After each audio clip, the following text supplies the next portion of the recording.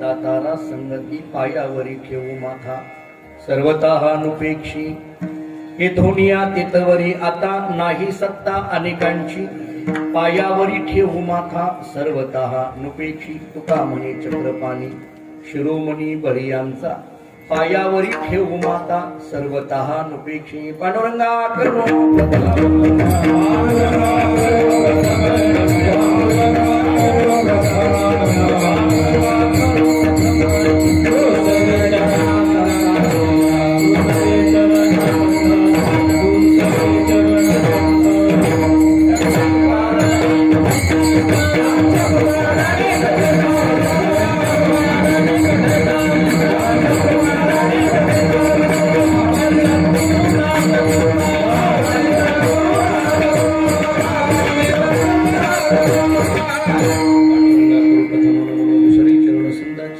त्यांच्या कृपादानी कधीचा विस्तारू बाबाजी सद्गुरुदास तुका मस्तक हे पायावरी या वारकरी संताची या जेने पंढरी सारिखाची आपोला धामणगाव केला वैकुंठाधिपती श्री विठ्ठल सखा सोयरा जोडीला जो का भक्त विरक्त भूतळवटी विख्यात हा बोधला त्या श्री संत सद्गुरुमान पूजी चरणी साष्टांग मी घातला विठ्ठला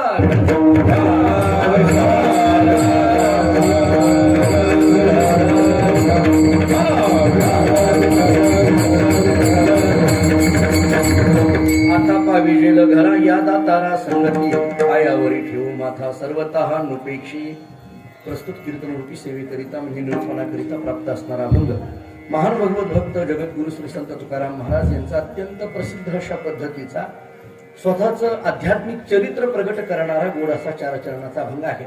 या अभंगातून जगद्गुरु श्री संत तुकाराम महाराज आपल्या अंतःकरणातील एक पारमार्थिक अनुभव जो निश्चयाचा आहे तो अनुभव या अभंगातून व्यक्त करतात. नवीन एक निश्चय व्यक्त करतात. तुकोबाराय सांगतात आता मी नक्की माझ्या घराला पोहोच होईल. याचं कारण असं आहे या दातारा संगती मला संगती चांगल्याची लाभलेली असल्यामुळे मी माझ्या घराला नक्की पोहोच होईल. त्याकरिता काय करावं लागणार आहे? काही करायची गरज नाही, फक्त एकच करावं लागेल पायावरी ठेवू माता त्याच्या चरणावर नतमस्तक व्हावं लागेल. हे नतमस्तक झाल्यानंतर तो कोणाची उपेक्षा करत नाही, सर्वतः नुपेक्षी म्हणजे कोणाची उपेक्षा करत नाही. त्याच्याच चरणावर नतमस्तक का व्हायचं? दुसऱ्याच्या चरणावर नतमस्तक झालं तर चालत नाही का?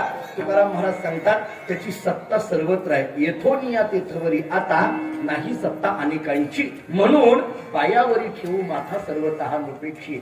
अशा पद्धतीचा हा सत्ताधीश असल्यामुळे दुसऱ्या कोणा बलवानाच्या चरणावर नतमस्तक ठेवायला तुम्ही निघाला तर याच्या ठिकाणी असलेला बलवानपणा कसा आहे सांगू?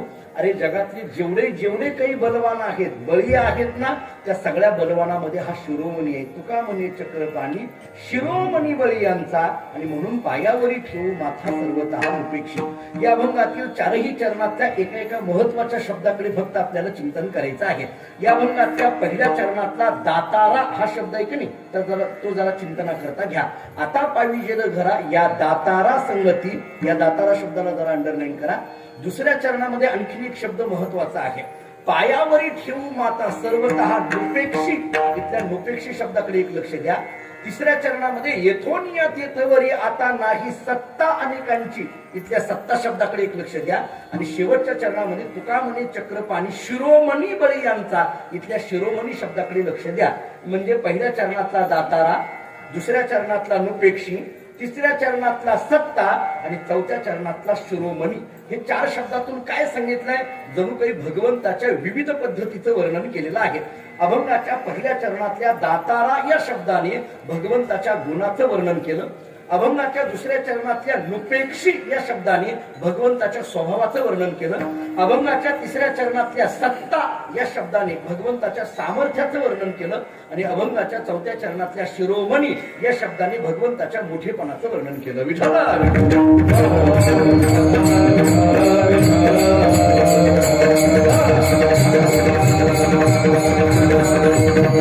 पवित्र भूमी असणाऱ्या या पाटोदा नगरीमध्ये हा उत्सव संपन्न होतोय. प्रतिवार्षिक अशा पद्धतीचा हा उत्सव आहे. परंपरेने चालत आलेला हा उत्सव आहे. आणि त्या उत्सवामध्ये माझ्याकडे परमभाग्याने ही कीर्तनाची सेवा मिळालेली आहे. वारकरी संप्रदायातील अनेक पूजनीय मंडळी या गावामध्ये येऊन गेलेली आहेत. अनेकांच्या पदस्पर्शाने पावन झालेला हा सगळा परिसर आहे. अनेकांनी ज्ञानदान नामदान इथे केलेलं आहे. याही उत्सवामध्ये अनेक महाराज मंडळींची उपस्थिती इथं लाभते आहे. अनेक सगळी संप्रदायामध्ये काम करणारी पूजनीय महाराज मंडळी इथं उपस्थित आहे. त्या सर्वांच्या चरणी नतमस्तक होत असताना ज्यांच्यामुळे इथपर्यंत येण्याचा योग आहे ते आदरणीय हरिभक्तीपरायण अशोक महाराज इदगे आणि संपूर्ण असणारी ही महाराज मंडळी, या सर्वांमुळे इथे येण्याचा योग आला. खरं तर यायला थोडासा वेळ लागला, त्याच्याबद्दल क्षमा मागतो. खरं तर तारीख द्यायलाही वेळ लागला होता मला आणि इथं यायलाही वेळ लागला. म्हणजे 4-5 दिवस होय नाही असं तारखेबद्दल सांगलेलं होतं. काही परंपरेच्या अडचणीमुळे म्हणजे उगीच होय नाही म्हणत होय असं नाही बरं का. म्हणजे काही लोक नाही म्हणत पुन्हा होय म्हणतात, अशातलं नाही होय नाही. परंतु काही माझ्या परंपरेच्या अडचणीमुळे मी जरा थोडासा नकार देत होतो. परंतु महाराजांचं प्रेम मला इथपर्यंत घेऊन आलं. प्रवासामध्ये येता अनेकांच्या भेटीगाठीमुळे थोडासा इथे येण्याला विलंब लागला. त्याच्याबद्दल अगदी आरंभाला आपल्या सगळ्यांची माफी मागतो. जेवढा काही उपलब्ध वेळ आहे तेवढ्यामध्ये या अभंगाचं चिंतन करतो. विठ्ठल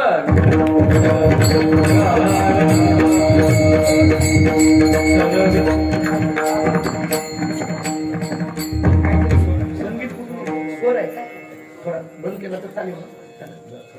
विठ्ठल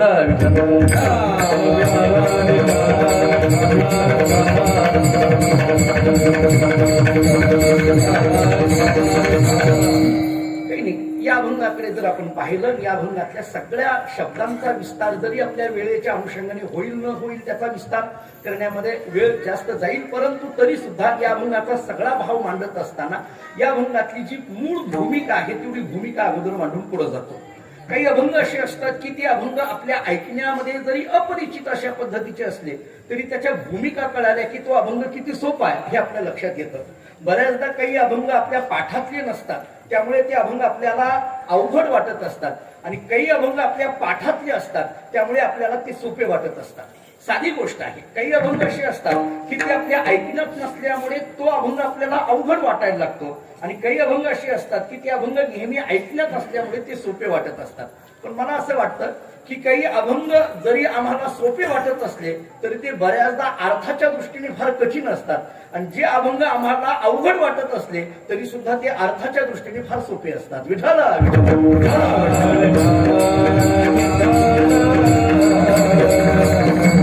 या अभंगातल्या पहिल्या चरणातला सरळ अर्थ जरी आपण शब्दशः करायचा झाला तरी मला वाटतं की फार आपल्याला वेगळा काही अभ्यास करावा लागेल असं मला वाटत नाही. कारण सरळ सगळे शब्द जरी डोळ्यासमोर ठेवले त्याच्या लक्षणा करायच्या का न करायच्या ती पुन्हा ठरवूया. पण आता पावी जेल घरा या दातारा संगती, हा सरळ जरी हे प्रमाण आपल्या समोर मांडलं तर आम्हाला सहज एक अर्थ कळून जाईल. या दातारा संगती आता पावी जेल घरा म्हणजे तुकाराम महाराज सांगतात की असा असलेला जो दातारा त्याच्या संगतीमध्ये आम्ही आमच्या घराला नक्की पोहोच होईल. हा सरळ अर्थ निघेल. याला काही वेगळं अशा पद्धतीचं जरा स्पष्ट बोलू, अर्थाचाच गाथा वाचावा लागेल अशातला काही भाग नाही. काही अभंग वाचण्याकरता अर्थाचे गाथे वाचावे लागतील. मी जरा आणखी थोडं स्पष्ट बोलतो. आपण सगळे जण संप्रदायाचे अभ्यासक मंडळी आहात. ज्ञानेश्वरीतल्या काही ओव्या असे आहेत की त्या ओव्याचा अर्थ लागण्याकरिता बऱ्याचदा आपल्याला सार्थ ज्ञानेश्वरी समोर ठेवावी लागते. मग ती मामासाहेबांची असेल, साखरे महाराजांची असेल, अन्य कोणाची असेल, परंतु ती ओवीचा अर्थ लागण्याकरता आपल्याला ज्ञानेश्वरी, सार्थ ज्ञानेश्वरी डोळ्यासमोर ठेवावी लागते. पण माझ्या काही अल्प अभ्यास आहे, त्या अल्प अभ्यासातून मला असं वाटतं की एकनाथ महाराजांचं भागवत आपण वाचायला लागलो तर नाथ महाराजांचं भागवत वाचत असताना काही सार्थ भागवत वाचावं लागेल असं वाटत नाही. का? कारण नाथ महाराजांची प्रत्येक ओवी ही सहजगत्या पटण्यासारखी आहे. सरळ सोपी भाषा नाथ महाराजांची आपल्याला दिसून येते. त्यामुळे काही शब्द आपल्याला जरी वाचायला अवघड वाटत असले अर्थाच्या दृष्टीने सोपे असतात, आणि काही शब्द वाचायला सोपे वाटत असले तरी अर्थाच्या दृष्टीने अवघड असतात. या अभंगातलं पहिलं चरण जरी आपल्याला अनेकदा कानावर पडलेलं नाही, हा अभंग आपल्या पाठातला नाही, बऱ्याचदा आपण मोबाईल मध्ये बघायला गेलो तर बऱ्याचदा तिथं चुकीचं छापलेलं असतंय. म्हणजे त्या मोबाईल मध्ये जे आलेले ऍप मध्ये ते गाथे आहेत ना ते तसेच्या तसे नाहीत. बऱ्याचदा काय आहे, आपल्या वारकरी संप्रदायामध्ये असं सांगितलं जातं, जो शब्द तुकाराम महाराजांचा जसा आहे तसाच उच्चार केला पाहिजे, अन्य त्याला अक्षर उच्चारून जमत नाही, आपल्याकडे असं सांगितलं जातं. पण बऱ्याचदा ते मोबाईल मध्ये आलेले गाथे वेगवेगळ्या पद्धतीचे शब्द म्हणजे सर्वतः आणि सर्वत्र याच्यामध्ये फरक पडतो. असं म्हणता येत नाही आपल्याला. जसा आहे तसाच शब्द आपल्याला उच्चार करावा लागतो. त्यामुळे काही अभंग आपल्या ऐकण्यात नसल्यामुळे आपल्याला अवघड वाटायला लागतात. आणि काही अभंग आपल्या वाचण्यात असल्यामुळे आपल्याला सोपे वाटायला लागतात. मी जाऊ द्या, तुमच्या सगळ्यांच्या ऐकण्यातला एक अभंग सांगतो आणि पुढे जातो. सगळ्यांच्या ऐकण्यातला नवे नवे रोज तुम्ही हा अभंग म्हणता. काय अभंग म्हणता? देवाची द्वारी क्षण घरी तेने मुक्तीचारी साथ गेल्या. मला वाटतं हा अभंग पाठ नाही अशा पद्धतीचा एकही वारकरी सापडणार नाही, किंवा एकही कोणता गावातला मनुष्य सापडणार नाही. जो जो कीर्तन श्रवण करतो, प्रवचन श्रवण करतो, त्याचं जणू काही हे प्रमाण सगळ्यांचं पाठ आहे. पण मला आपल्याला असं विचारायचं आहे, देवाची द्वारी क्षण भरी तेने मुक्तीचारी साथ गेल्या हे सगळ्यांचं पाठ आहे, रोज आम्ही म्हणतो. म्हणून आम्हाला जरी सोपं वाटत असलं तरी अर्थाच्या दृष्टीने ते सोपंच आहे असं म्हणता येईल का? अर्थाच्या दृष्टीने ते सोपं आहे असं म्हणता येईल का? जर शब्दशः अर्थ घ्यायचा झाला, तुम्ही जर एखांतात बसा आणि या अभंगाचा शब्दशः अर्थ करण्याचा प्रयत्न करा, आपल्या डोळ्यासमोर अर्थ असा निघेल, देवाच्या दारामध्ये क्षणभर उभा राहिलं की 4 मुक्ती मिळतात असं ज्ञानोबाराय सांगतात. बरोबर आहे? देवाच्या दारामध्ये क्षणभर उभा राहिलं की 4ही मुक्ती मिळतात. मी आपल्या पाटोदेकरांना एक सोपा प्रश्न विचारतो, अगदी माझा सोपा प्रश्न आहे. तुम्ही पंढरपूरला येता, हो, आल्यानंतर वारीमध्ये येता किंवा मध्ये आधी येता, तुम्ही देवाच्या दर्शनाकरता रांगेमध्ये उभा राहता. बरोबर आहे? किती वेळ उभा राहता? हो, तास उभा राहतो, 2-2 तास, 3-3 तास, अगदी गर्दी असेल तर 4-4, 5-5, 6-6 तास उभा राहता. मग मला या सगळ्या पाटोदेकरांना एकच प्रश्न आहे की तुम्ही जर देवाच्या दारामध्ये 2-2 तास उभा राहत असाल आणि ज्ञानोबारांनी सांगितलं देवाच्या दारामध्ये क्षणभर उभा राहिलं की मुक्ती मिळते, मी इथं बसलेल्या अनेक मंडळींना एवढाच प्रश्न विचारतो की देवाच्या दारामध्ये तुम्ही 1 तास उभा राहता, आतापर्यंतच्या इतक्या सगळ्या उभा राहण्यातून कधी मुक्ती मिळाली का हो तुम्हाला? मुक्ती मिळाली का? मग जर तासभर उभा राहून सुद्धा देवाच्या दारामध्ये मुक्ती मिळालेली नसेल, ज्ञानोबाराय तर काय सांगतात? देवाच्या दारामध्ये किती उभा राहा? क्षणभर. काय मिळेल? मुक्ती. मग मला सांगा, ज्ञानोबाराय बोलतात क्षणभर उभा राहा मुक्ती मिळेल, आणि तुम्ही तर 1 तास उभा राहिला तरी मुक्ती मिळाली नाही. मग मला सांगा, ज्ञानोबाराय बोलतात ते खोटं आहे का? कुणीच मान डोलवलं. ज्ञानोबाराय बोलतात ते खोटं आहे असं म्हणता येईल का? मग ज्ञानोबाराय बोलतात ते खोटं आहे असं म्हणता येत नसेल तर मग देवाच्या दारामध्ये 1 तासभर उभा राहूनही आम्हाला मुक्ती मिळत नाही, याचं उत्तर काय नेमकं?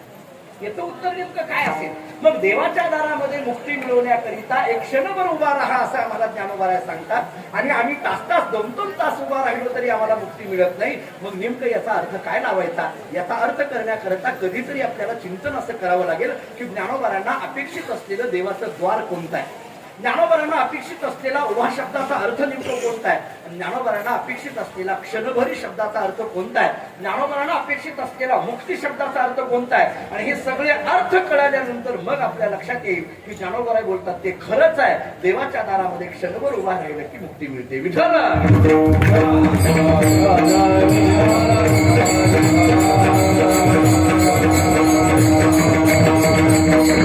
ऐकण्याचा अभंग सोपे असते पण अर्थाच्या दृष्टीने कठीण आहे. हा अभंग आपल्या जरी ऐकण्याला अवघड वाटत असला तरी अर्थ सरळ सरळ लागण्यासारखा आहे. म्हणून मी आपल्याला पहिल्यांदाच एक वाक्य असं सांगितलं होतं की या अभंगामध्ये तुकाराम महाराजांनी आध्यात्मिक चरित्र सांगितलंय असं म्हणायला हरकत नाही. हा आध्यात्मिक शब्द मी जाणीवपूर्वक वापरतोय आणि चरित्र हा शब्दही जाणीवपूर्वक वापरतोय. मी तुम्हाला त्याची दोन्ही कारणं सांगतो. हा अभंग म्हणजे जणू काही तुकाराम महाराजांचं चरित्र प्रगट करणार आहे, आध्यात्मिक चरित्र प्रगट करणार आहे. मी चरित्र शब्द का वापरला? मी अनेकदा एक वाक्य सांगत आलेलो आहे, तुकाराम महाराजांचं चरित्र काय असं जर कोणी विचारलं तर त्याला एकच उत्तर द्यावं, तुकाराम महाराजांच्या अभंग गाथ्याचं पारायण कर, चरित्र कळून जाईल. स्पष्ट एवढंच सांगावं, तुकोबारायांची गाथा हेच तुकोबारायांचं चरित्र आहे. जरा आणखीन धाडस करून बोलू, कोणीतरी गद्य स्वरूपामध्ये लिहिलेलं चरित्र वाचण्याची गरजच नाही. मी जरा थोडं धाडस करून बोलतो, कोणीतरी गद्य स्वरूपामध्ये लिहिलेलं चरित्र वाचण्याची गरजच नाही. आता पुढचं बोलत नाही, फक्त जाऊ द्या, आता नको फार विस्तार केला की माझ्या अंगावर येतं सगळं ते, त्यामुळे विस्तार करत नाही. कुणीतरी गद्य रूपाने सांगितलेलं, गद्य रूपाने वाचलेलं, गद्य रूपाने गायलेलं, कुणीतरी अशा पद्धतीचं चरित्र वाचायची गरजच नाही. जर तुकोबारायांची गाथा वाचलेली नसेल आणि गद्य स्वरूपातलं चरित्र वाचून तुकोबाराय असे आहेत असं म्हणत असाल तर कुठंतरी चूक होते असं म्हणायला हरकत नाही. तुकोबारायांच्या गाथ्याचं पारायण, तुकोबारायांचा प्रत्येक अभंग म्हणजे तुकोबारायांचं चरित्र आहे. कोणताही अभंग काढा, त्याच्यातून एक तुकोबारायांच्या चरित्राची भूमिका प्रगट झाल्याशिवाय राहत नाही. जुने कीर्तनकार, फडपरंपरेतले आणि आपल्या संस्थेतलेही जुने कीर्तनकार, तुम्ही जर जुनी कीर्तनं ऐकली तर आपल्या लक्षात येईल, किंवा जुन्या कीर्तनकारांच्या ज्या काही कीर्तन मालिका प्रसिद्ध आहेत त्या जर वाचल्या तर आपल्या लक्षात येईल, प्रत्येक अभंगाच्या पाठीमागं तुकाराम महाराजांच्या जीवनचरित्रातली घटना सांगायची आणि मग त्या अभंगात प्रवेश करायचा. असा एक भागच होता जुन्या काळामध्ये. त्या अभंगामध्ये प्रवेश करताना तुकाराम महाराजांच्या चरित्रातली एक घटना सांगायची आणि मगच त्या अभंगामध्ये प्रवेश करायचा. थोडक्यात तो अभंग निर्मितीला कारण तुकाराम महाराजांच्या जीवनातली ही घटना आहे. विठ्ठल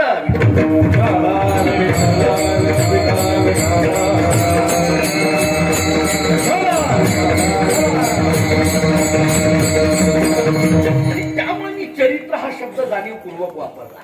संतांच्या चरित्राच्या संबंधाने अनेक आपल्याला एक सूत्र साधं संस्कृत मध्ये असं सांगितलं जातं, देवम चरित्र उच्चारेत आणि साधून चरित्र आचरित. संतांच्या चरित्राबद्दल आचरित असा शब्द शास्त्राने दिलेला आहे. तुकाराम महाराजांच्या चरित्राचा विचार करताना हा आध्यात्मिक शब्द खूप जाणीवपूर्वक मी वापरतो. कारण तुकाराम महाराजांच्या जीवन चरित्रामध्ये संत भेट, सद्गुरु भेट, भगवत भेट होण्याच्या अगोदरचं चरित्र आणि भगवत भेट झाल्यानंतरचं चरित्र असे दोन चरित्राचे प्रकार आपल्याला करता येईल. ऐका पुन्हा एकदा. भगवत कृपा होण्याच्या अगोदरचं चरित्र आणि भगवत कृपा झाल्यानंतरचं चरित्र अशा दोन्ही पद्धतीने आपल्याला तुकाराम महाराजांच्या चरित्राचा विचार करता येईल. थोडंसं धाडसाने बोलायचं झालं तर भगवत कृपा होण्याच्या अगोदरचं चरित्र हे प्रापंचिक चरित्र आहे आणि भगवत कृपा झाल्यानंतरचं चरित्र हे आध्यात्मिक चरित्र आहे. विठ्ठल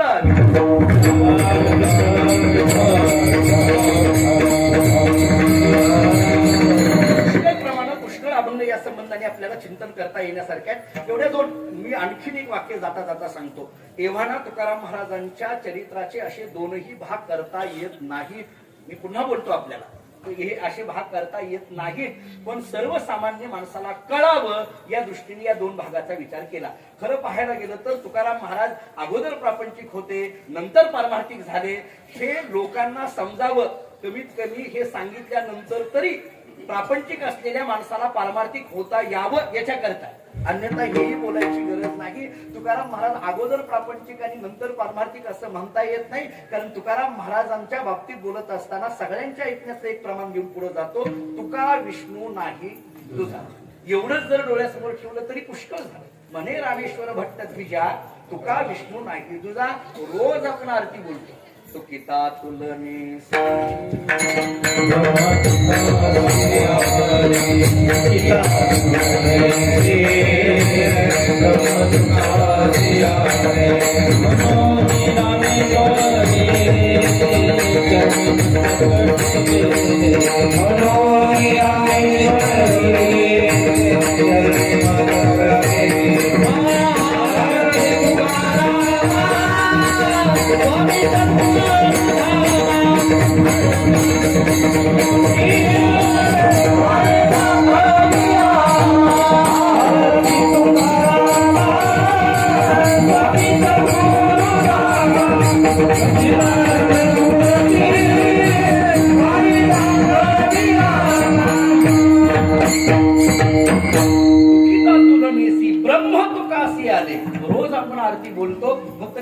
शब्दांकडे लक्ष द्या. तुकिता तुलनेसी रामेश्वर भट्टांनी केलेले या आरतीतला भाव असा आहे, तुकोबारांची तुलना करायला निघालो, काय झालं? ब्रह्म तुकासी आले.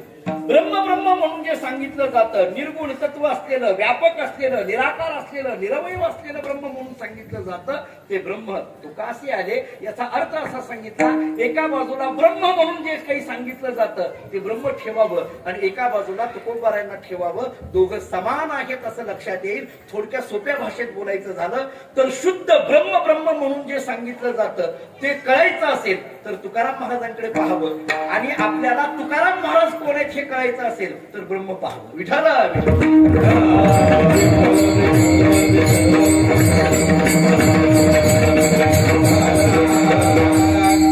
भाऊ सांगायचे, आमच्या पाठामध्ये असताना भाऊ असं सांगायचे, ज्ञानशास्त्र आणि भक्तिशास्त्र हे दोन्ही शास्त्र आपल्या समोर आहेत. ज्ञानशास्त्र म्हणजे वेदांताचा विचार, भक्तिशास्त्र म्हणजे वारकऱ्यांचा विचार, असा एक साधारण आपण विचार आपल्याला करता येईल.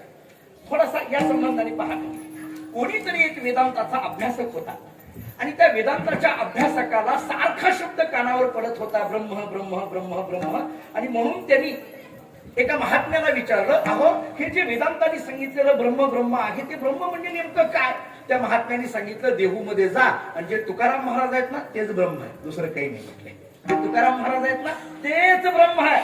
वेदांतांनी ज्या ब्रह्माचा उल्लेख केलाय की नाही ते ब्रह्म इकडे तिकडे शोधायला जाऊ नको. देहूमध्ये जा, तुकाराम महाराज जे दिसतील ना तेच तुकाराम महाराज ब्रह्म आहे, दुसरं काही नाही. झालं एक झालं. दुसरी गंमत अशी झाली, कोणीतरी एक वारकरी, कोणीतरी एक सामान्य मनुष्य त्याच महात्म्याकडे गेला आणि त्या महात्म्याला म्हणायला लागला, अहो मला ते देहूमध्ये इकडं तिकडं सगळीकडे फिरलो, पण ते तुकाराम महाराज जे म्हणतात ना ते काही मला भेटले नाही. ते तुकाराम महाराज म्हणजे नेमकं आहे तरी कोण? त्यांनी सांगितलं वेदांतामध्ये सांगितलेलं जे ब्रह्म आहे की नाही तेच तुकाराम महाराज आहे, दुसरं काही नाही. वेदांतामध्ये सांगितलेलं जे ब्रह्म व्यापक म्हटलं की नाही तो असा देहूमध्ये गेला तर त्याच गावात भेटतील अशातला भाग नाही. त्यामुळे देहूकरांनी फक्त आमचे तुको असं म्हणायचं नाही, असं म्हणायचं नाही. तुकोबराय हे सगळ्याचे महाराज, ज्ञानोबराय हे सगळ्याचे, सावता महाराज हे सगळ्याचे, गोरोबा काका हे सगळ्याचे, चोखोबराय हे सगळ्याचे, मानकोजी महाराज हे सगळ्यांचे. विठाला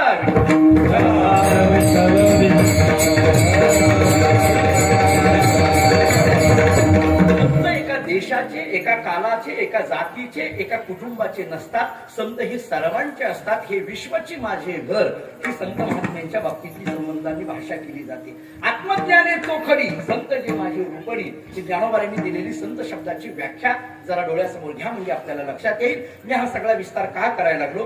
तुकाराम महाराजांच्या चरित्राचे दोन भाग जरी करता येत नसले तरी परंतु सर्वसामान्यांना समजावं म्हणून आपल्याला तुकोबारांच्या या दोन भागातून चरित्राचा विचार आपल्याला करता येईल. एक प्रापंचिक आणि दुसरा आध्यात्मिक. म्हणून मी आपल्याला थोडं एक वाक्य असं सांगितलं होतं, भगवत कृपा होण्याच्या अगोदर आणि भगवत कृपा झाल्यानंतर. हे कळण्याकरता दुसरी 2-3 शब्द वापरतो, नीट ऐका. अहो मला सांगा, संत कृपा होण्याच्या अगोदरचे आपण आणि संत कृपा झाल्यानंतरचे आपण फरक आहे की नाही? जाऊ दे आणखीन सोपं बोलतो. सद्गुरूंची भेट होण्याच्या अगोदरचे आपण आणि सद्गुरूंची भेट झाल्यानंतरचे आपण वेगळे असतो ना? जाऊ दे आणखीन सोपं बोलू, सोपं अगदी सोपं बोलू. माळ घालण्याच्या अगोदरचे आपण, आता पुढलं बोलू काय, आणि माळ घातल्यानंतरचे आपण फरक आहे की नाही मला सांगा. माळ घालण्याच्या अगोदर जसे आपण होतो तसे माळ घातल्यानंतर राहून जमेल का? आपल्याला माळ घातल्यानंतर कुठेही बसून जमेल का? काही खाऊन जमेल का? काही पिऊन जमेल का? नाही. माळ घातल्यानंतर बंधनं येतात महाराज. बंधनं किती येतात सांगू?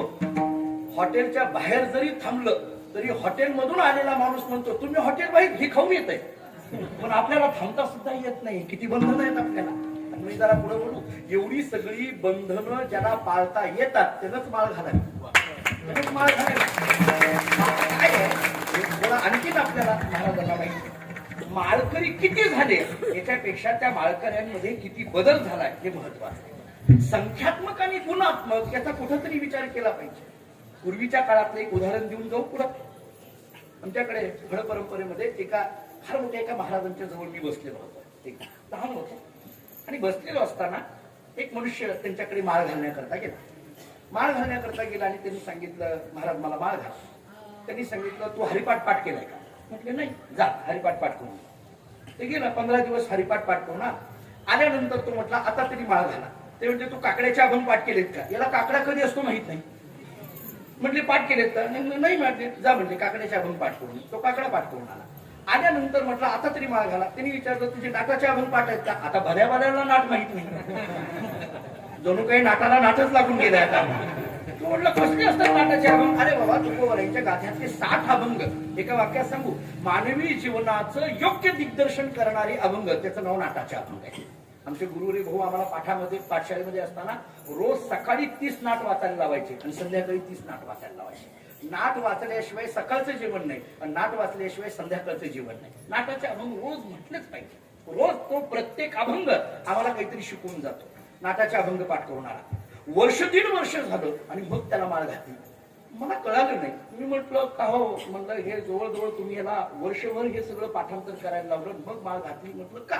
त्यांनी मला एका वाक्यात सांगितलं. ते म्हटलं काही नाही, इतकं सगळं केल्यानंतर मग ती माळ टिकते म्हटली. मग तो खऱ्या अर्थाचा वारकरी होतो. मग त्याला खरी वारकरी संप्रदायाबद्दल प्रेम निर्माण होतं. जरा माफी मागून एक वाक्य बोलू. आता माळ घालणाऱ्याचाच हरिपाठ पाठ नाही, पुढलं बोलत नाही. आता त्यांना जर म्हटलं का नाही तुम्ही हरिपाठाचा विना घेता का? ती म्हणते माग म्हणतो, पुढे येतच नाही, पुढे येतच नाही म्हणायला. त्यामुळे प्रत्येक गोष्टीला माळ घालण्यात त्या अगोदरचे आणि माळ घातल्यानंतरचे फरक आहे. आपल्या जीवनामध्ये बदल घडतो. मी हे सगळं का सांगायला लागलो? सद्गुरू भेट होण्याच्या अगोदरचे आणि सद्गुरू भेट झाल्यानंतरचे हा जसा फरक आपल्या समोर आहे, माळ घालण्याच्या अगोदरचे आणि माळ घातल्यानंतरचे हा जसा व्यवहारातला फरक आहे, अगदी तसाच एक विचार मला या अभंगाच्या संबंधाने सांगायचा आहे. सगुण असलेल्या भगवंताची भेट होण्याच्या अगोदर आणि सगुण असलेल्या भगवंताची भेट झाल्यानंतर अशा दोन शब्दांनी विचार या अभंगाकडे करा. तुकाराम महाराज सांगतात, सगुण असलेल्या परमात्म्याची भेट होण्याच्या अगोदर माझ्या मनामध्ये अनेक संशय होते की काय होईल, कसं होईल, कधी होईल, असे अनेक संशय होते. आता मात्र सगळे संशय संपले आणि निश्चय तयार झाला. जरा एका वाक्यात सांगू, देव भेटीच्या अगोदरचं जीवन हे संशयाचं आहे आणि देव भेटी नंतरचं जीवन हे निश्चयाचं आहे. विठ्ठल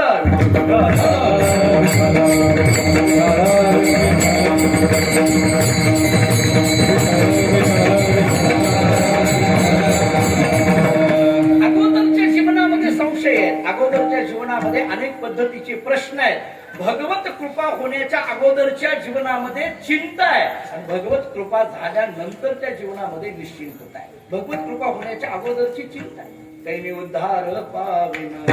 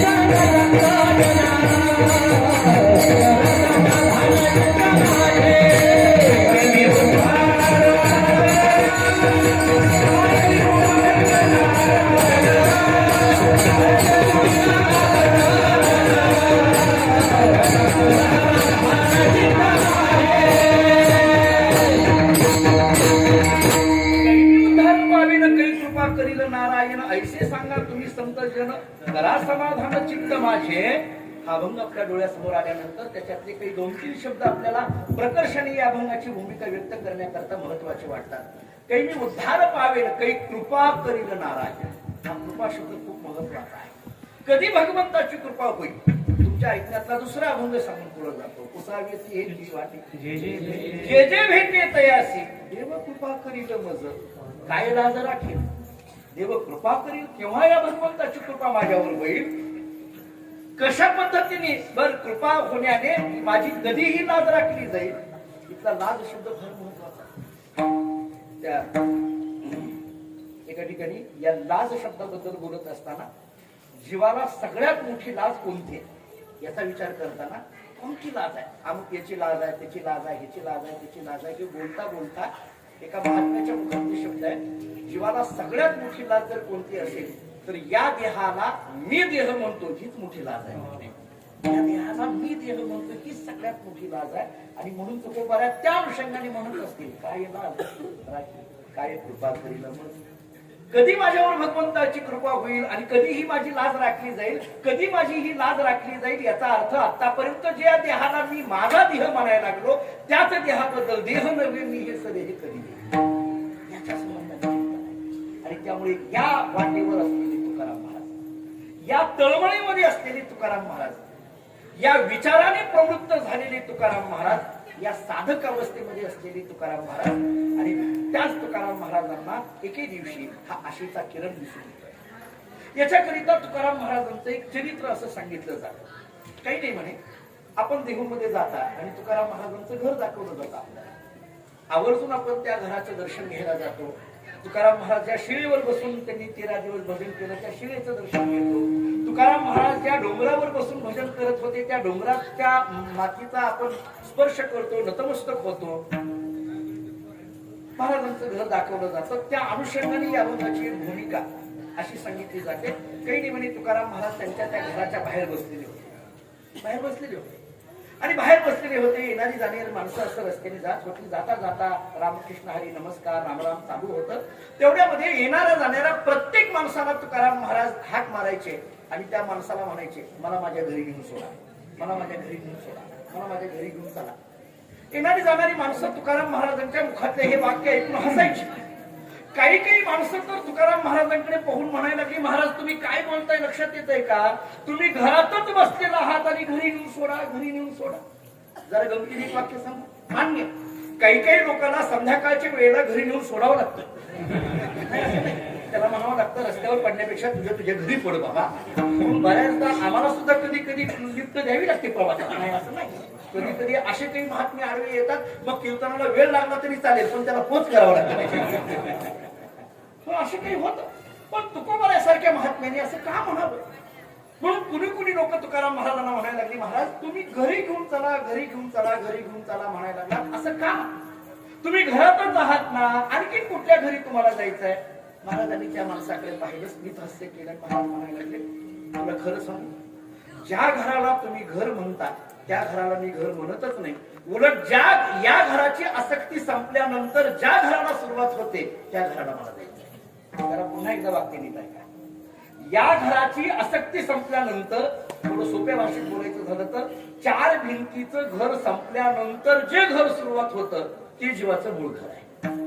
जरा आणखीन एका वाक्यात सांगू, आकाराचं घर संपल्यानंतर जे निराकार सुरू होतं ते जीवाचं मूळ घर आहे. तुकोबारा सांगायला लागले, मला त्या घरी जायचं. एक जण काही माणसाच्या लक्षात आलं नाही. काही माणसं म्हणायला लागली, आता कुठं आम्ही कोरोनातून सावरलोय, काय लावलंय हे सगळं, किती अवघड सांगायला लागला. असं त्या काळाची माणसं म्हणायला लागली. तुम्ही म्हणत नाही, मला माहिती आहे कशा करता हे कळेल ना मला. या घराचं संपल्यानंतर त्या घरी जायचं म्हणजे काही लक्षात येईल ना. महाराजांनी त्याला थोडं खुलासेवर बोलायला सुरुवात. ऐका, सोपं सोपं करून सांगितलं. महाराजांनी सांगितलं, अरे बाबा हे घर माझं नाहीच, तर या घरात राहिलो, या घरात थांबलो असा म्हणायचा विषयच येत नाही. मग तर त्याला आश्चर्य वाटायला लागलं. तो म्हटलं, महाराज असं कसं काय बोलता? तुम्ही घरातच बसलाय. बरं, आम्ही येणाऱ्या जाणाऱ्या माणसांनी विचारलं तुकोबारांचं घर कुठे, की आम्ही लगेच हे घर दाखवतो, तुम्ही म्हणता हे घर माझं नाही. महाराजांनी त्याच्याकडे आणखीन स्पष्ट पद्धतीने सांगितलं, तुला खरं सांगू, अरे हे घर तर माझं नाहीच नाही, पण ही जागाही माझी नाही.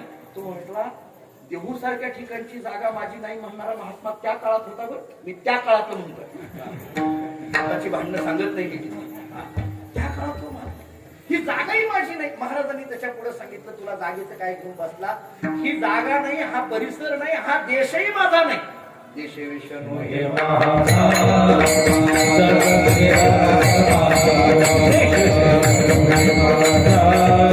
Hare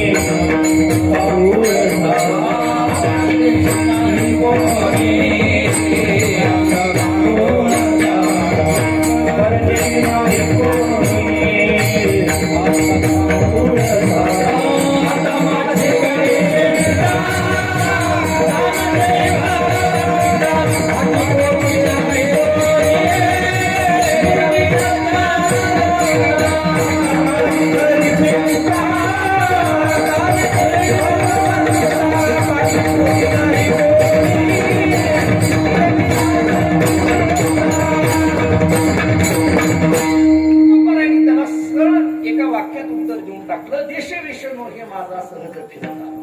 हा देशही माझा नाही. वेश या शब्दाचा अर्थ हा देहही माझा नाही. मी अनेकदा सांगत असतो, जी वस्तू अनेकांच्या मालकीची असते त्याच्यावर कोणी एकाने मालकी हक्क सिद्ध करायचा नाही. या देहाच्या संबंधाने अनेक जण माझं माझं म्हणायला लागले. आई मुलाच्या संबंधाने म्हणते हा माझा, वडील म्हणतात हा माझा, बायको म्हणते हा माझा, मुलगा म्हणतो हा माझा, मित्र म्हणतात हा माझा, बंधू म्हणतात हा माझा. या देहात असलेला जीव म्हणतो हा देह माझा, स्मशानातला अग्नी म्हणतो हा देह माझा. इतके सगळे वाटेकरी आहेत. तुकोबाला म्हणायला लागले, मी कशाला माझं म्हणू गेला, देश विषय हे माझा. कुणीतरी महाराजांना विचारलं, मग इथं आलातच कसं? महाराजांनी सहज उत्तर देऊन टाकलं, सहज फिरत आलो. हे सहज शब्द सहजच आहे, ही सोपी गोष्ट. निर्गुण अवस्थेतून सगुणामध्ये येणं किंवा पारमार्थिक अवस्थेतून प्रापंचिक अवस्थेमध्ये येणं आणि याला सहज आलो असं म्हणणं हे फक्त महात्म्याच्याच बाबतीत घडतं. जरा आणखी पुढे कोण सहज फिरत आलो, हा आलो शब्द सुद्धा खूप महत्वाचा आहे. हे आलो त्यांनीच म्हणून जाणं, आपल्याला ते वरून आणलं जात. ते आलो त्यांनीच म्हणून जाणं. कीर्तनाला आलो म्हणणं वेगळं, आणणं वेगळं. काही काही घरातून ओढून ओढून आणावी लागतात. बसा की बसा की. ते म्हणतो काय पुढे बसायचं आहे, महाराजाला दिसावं तुम्ही आहेत पुढे म्हणून बसा. काही काही आता आपण ही सगळी आमच्या प्रेमातली मंडळी आहेत, सगळी पूजनीय मंडळी आहेत. काही काही ठिकाणी कीर्तनाला गेल्यानंतर काही काही टाळकरी उभा केलेली असतात आणि उभा केलेले मुद्दाम शब्द वापरतात. राहिलेले वेगळे, केलेले वेगळे. आम्हाला लगेच ओळखू येतं, कारण अनेक गावचं पाणी पिलेलं असतं. काही ओळखण्याचा भाग नाही. त्या लोकांना वाटतं महाराजाला काय कळतंय. तसं नाही, तुमचा गैरसमज आहे. फक्त आम्ही का बोलत नाही, नारळ घेईपर्यंत बोलत नाही. सगळ्याच्या कळत नाही असं पण उभा केलेली असतात. बघ तुकोबाराय म्हणतात सहज फिरत आलो.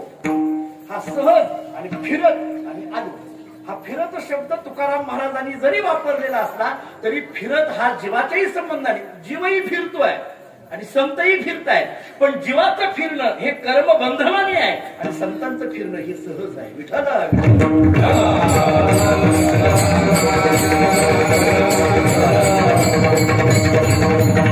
आमचं फिरणं चालूच आहे ना. किती वेळा जन्मा यावे नित्य व्हावे फजित आमचं फिरणं आहे.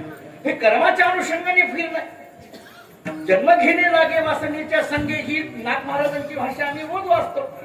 आमच्या फिरण्याला काहीतरी कर्मबंधन आहे, पूर्वीच्या कर्माचा जो शेष आहे. मग ते संचित प्रारब्ध क्रियमान ते सगळं आता लावत बसायला मला वेळ नाही. परंतु त्या अनुषंगाने हा जीव फिरतोय. पण संतांचं फिरणं, तुकोबारासारखा महात्मा, ज्ञानोबारासारखा महात्मा, नामदेवरासारखे महात्मे हे म्हणू शकतात सहज फिरत आलो. महाराजांना एकाने विचारलं, महाराज आलात ना तुम्ही? हो. मग आलेला हात तर राहा ना. उगी जायचं जायचं जायचं का म्हणायला लागला? गमतीने एक वाक्य सांगू, ज्यांची जाण्याची वेळ झाली ती सुद्धा जाईना. तुम्ही का जायचं जायचं म्हणायला लागलात? महाराज म्हणतात मी राहिलो असतो पण काय करू सत्ता कोणावरी कुठेच नाही. कोणाचा सत्ता करू? कुणी ऐकत नाही माझं. कोण ऐकत नाही? गावातले ऐकत नाहीत का घरातले ऐकत नाहीत? काही काही लोकांना असं वाटत असतं गावातल्या सगळ्या लोकांनी माझं ऐकावं, पण गावातली म्हणत असतात घरातले ऐकतात का बघ, मग गावातल्याचा विचार कर. कोण ऐकत नाही? महाराजांनी सांगितलं गावातली सोडा, घरातली सोडा. ज्या इंद्रियांना मी माझं म्हणायला लागलो ती इंद्रियच माझं ऐकत नाही. पाय डोळे म्हणता माझे तीही कैसा मुकली. मी म्हणायला लागलो माझे पाय, मी म्हणायला लागलो माझे डोळे, मी म्हणायला लागलो माझे हात, पण ही आपली इंद्रिय आपलं ऐकतात का? मी एक साधा प्रश्न विचारतो, आपले पाय आपला ऐकतात का? आणि जर ऐकत असतील तर पाटोदेकरांना माझा एकच प्रश्न आहे, आत्ताच पायाला सांगून ठेवा कीर्तन होईपर्यंत हलायचं नाही. जमते का? बघू शक्य आहे का? चालू कीर्तनामध्ये माणसाचे पाय किती तुळबुळ करत राहतात. एकनाथ महाराज सांगतात पाय वांछती गती, हस्त वांछती खेळा, रूप पहावया डोळा, उदर वांछती पूर्ण अन्न, केवी एका गेहापती बहुता सवती तोडी. नाथ महाराजांनी दृष्टांतच दिलाय. विस्तार करत नाही मी या दृष्टांताचा. बहुता सवती तोडीती असा नाथ महाराजांनी दृष्टांत दिला. त्यामुळे एकाच देहामध्ये या अवयवांची ओढावड चाललेली दिसून येते. पाय डोळे म्हणता माझे तीही कैसा मोकलिलो. मग महाराजांच्या लक्षात आलं, महाराज म्हणतात मग माझ्या लक्षात आलं की हा स्वदेश नाही, हा परदेश आहे. हा परदेश आहे, परदेशी नाही कोणी. अंध पांगुळ झालो. मग माझी इच्छा अशी आहे स्वदेशाला जायची, मला माझ्या घरी जायचंय, मला माझ्या घरी जायचंय. एकाने विचारलं महाराज अहो एवढा वेळ झाला तुम्ही घरी जायचं घरी जायचं घरी जायचं असं म्हणता, घरी घेऊन चला असं म्हणता. बरं जाऊ द्या, आम्ही तुम्हाला सोडायचा प्रयत्नही करू. जरा घरचा पत्ता सांगा, काहीतरी पत्ता सांगा. असतात ऍड्रेस कार्ड इंग्रजीमध्ये आपण म्हणतो, ते पत्त्याची कार्ड असतात ना. आमच्या लोकांमध्ये अलीकडे जास्त आहे. कीर्तन झालं कीच वाटतात घ्या घ्या घ्या घ्या. उगे ह्यांना त्यांना फोन लावू नका, मला डायरेक्ट कॉन्टॅक्ट करा. हे बघा आता हे घरातलं कीर्तन आहे, कारण अशोक महाराजांचं गाव काय, माझं गाव काही वेगळं नाही. मी स्तुती करतोय अशातला भाग नाही, परंतु माझ्या जीवनामध्ये काही काही माणसं अशी आहेत की मी माझ्या आयुष्याच्या शेवटच्या क्षणापर्यंत विसरू शकत नाही. त्याच्यातलं एक नाव म्हणजे अशोक महाराज यांचं. आज आपल्याकडे बोलतोय अशातला भाग नाही. या सगळ्या मंडळींना माहिती माझं त्यांच्यावरचं प्रेम. त्याचं कारण आहे माझ्या जीवनामध्ये जे काही महत्वाची माणसं भेटत गेली, मग ती सद्गुरु रूपाने असतील, मित्र रूपाने असतील, बंधू रूपाने असतील, त्याच्यात एक अशोक महाराजांचं नाव अग्रक्रमाने याच्याकरिता मी पुणे परिसरामध्ये आळंदीत असणाऱ्या महाराजांपैकी किंवा कलाकारांपैकी जर कोणाच्या पहिल्यांदा जवळ आलो असेल तर ते अशोक महाराजांच्या जवळ. मला आठवतंय, मी लहान असताना, म्हणजे लहान म्हणजे आता फार मोठ्या अशातला भाग नाही, जाडजूड झालं एवढंच आहे फक्त, बाकी काही नाही. परंतु एक माझ्या माहितीप्रमाणे मी कॉलेज जीवनामध्ये असताना पहिलं कीर्तन माझं पुणे परिसरामध्ये निगडीला आमच्या त्या भाडेकरांच्या परिवारामध्ये झालं. तेव्हा माझी आणि अशोक महाराजांची गाठ पडली. तेव्हापासून जे प्रेम आहे त्या प्रेमामध्ये उलट प्रतिवर्षी वाढ होते, कधीही कमी झालेलं नाही. याची दोन्ही कारण आहेत. एक तर माझ्या माहितीप्रमाणे ते ज्यांना जवळ करतात त्यांना ते कधी तोडत नाही. प्रत्येक वेळेस त्याच्याबद्दलचं प्रेम वाढत राहतं. नाहीतर बऱ्याचदा एकमेकांमध्ये ताटात उठून तुला इतकी कीर्तनं दिली, एकतर थप्ता दिला का मला, असलं आहे सगळं. म्हणजे सगळे गोंधळ आमच्यातले तुम्हाला न सांग, म्हणून मी म्हटलं गावातच सांगतोय त्याला काय, आता हे त्यांचं गाव काय माझं गाव काय. परंतु महाराजांच्या बाबतीत असं कधी घडलं नाही. त्यांनी कोणत्या अपेक्षेने कोणाला तारखा दिल्या नाहीत आणि कधी कोणत्या अपेक्षेने कुठल्या गावाला गेले नाहीत. आणि अशी काही मोजकी माणसं कलाकारांपैकी आहेत त्याच्यामध्ये ज्यांच्या चरणावर नतमस्तक व्हावं असे अशोक महाराज आहेत. त्यामुळे त्यांनी जे जपलंय, मी एवढ्या दूर येऊन त्यांचं कौतुक तुमच्या पुढे करावं अशातला भाग नाही, कारण त्यांचा जन्म इथला, लहानाची मोठी झालेली तुम्ही त्यांना पाहिलेला आहे. परंतु पुणे परिसरामध्ये आज जे त्यांच्याबद्दलच्या भावना आणि माझ्यासारख्या एका फड परंपरेतल्या असलेल्या माणसाच्या अंतःकरणातल्या भावना फक्त मी त्या संबंधाने आपल्यासमोर व्यक्त केल्या. या सगळ्या विचाराचा मी पुढे येत असताना आपण तुकाराम महाराजांना एकाने विचारलं की महाराज ठीक आहे तुम्ही घरी जायचं म्हणता, पण घर कोणतं तरी सांगा, त्याचा काहीतरी पत्ता सांगा, काहीतरी सांगा. काही काही वेळेस आम्हाला अशी गमतीची लोक भेटतात. एका माणसाने मला सांगितलं महाराज आमच्या गावी कीर्तनाला या. म्हटलं तुमच्या गावी कधी मी आलो नाही, कुठं यायचं, कीर्तनाला आल्यानंतर कुठं, तुमचं घर कुठं, काय कुठं. बरं काय आहे, प्रत्यक्ष भेटून तारखा देणारे वेगळे आणि फोनवर तारखा देणारे वेगळे. हे जे फोनवर तारखा देतात ना, बहुतेक ते गावात नसतात. तिथं गेल्यानंतर ते गावात नसतात आणि ते तिथून नियोजन करतात, कुठपर्यंत आलाय कुठपर्यंत आलाय, ते तिथं असतात कुठेतरी दुसऱ्या गावाला. बऱ्याचदा असं घडत राहतं. बऱ्याचदा पूर्वी लोक मात्र प्रत्यक्ष भेटून का द्यायचे, त्यामुळे काय व्हायचं सांगतो तुम्हाला, की ज्या गावची मंडळी प्रत्यक्ष महाराजांना भेटून तारीख द्यायची तेव्हा त्या गावातल्या मंडळींना आपल्या गावात येणारे महाराज कोण आहेत हे लक्षात यायचं.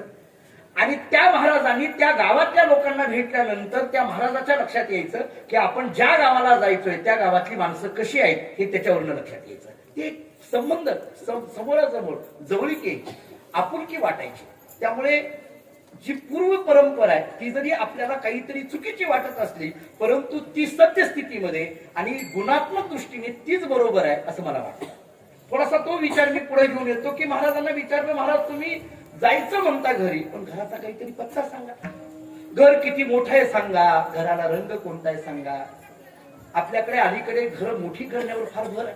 मी तर अनेकदा एक मानसशास्त्रातलं वाक्य सांगतो, आपली घरं किती मोठी आहेत त्याच्यापेक्षा आपल्या घरातल्या माणसांची मनं किती मोठी आहेत त्याच्यावर घराचं घरपण असतं. त्याच्यावर घराचं घरपण असतं. घरं मोठी असण्यापेक्षा घरातल्या त्याच्याही पुढे सांगू जरा, अगदी मोकळ्या मनाने बोलायचं झालं तर आम्हा महाराज मंडळींना घरात घेऊन गेला, घरात पाय टाकलं की त्या घरातल्या भिंती सांगत असतात या घरातली माणसं कशी आहेत. कारण आपल्या अंतःकरणातले संस्कार त्या निर्जीव असलेल्या भिंतीवर पडतात आणि ती निर्जीव असलेली भिंत सुद्धा सजीव रूपाने जणू काही बोलते. अशा पद्धतीचा विचार मानसशास्त्राने सांगितलाय. तुम्ही पहा, ज्याच्या घरामध्ये काही सांप्रदायिक पारमार्थिक वातावरण असतं त्याच्या घरातली प्रसन्नता आणि अन्य घरातली अप्रसन्नता आपल्याला लगेच ओळखू येते. त्यामुळे आपल्या घरात असलं वातावरण कसं ठेवायचं हे आपल्यावर अवलंबून आहे. विठ्ठल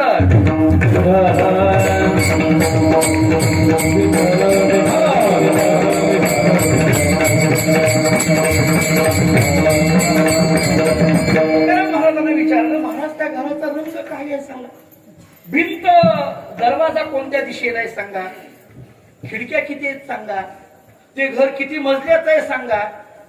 महाराज त्याच्याकडे बघून हसायला लागले. तो म्हटलं काय झालं हसायला. तुकाराम महाराजांनी सांगितलं, तू मला रंग विचारतो, दरवाजा विचारतो, खिडक्या विचारतो, तुला सांगू मला ज्या घरी जायचंय त्या घराला भिंतच नाही तर रंग द्यायचा कुठे म्हटले, त्या घराला भिंतच नाही तर खिडकी बसवायची कुठं. भिंत नाही या शब्दाचा अर्थ आकार नाही, आकार नाही शब्दाचा अर्थ निराकार असलेलं ते घर आहे.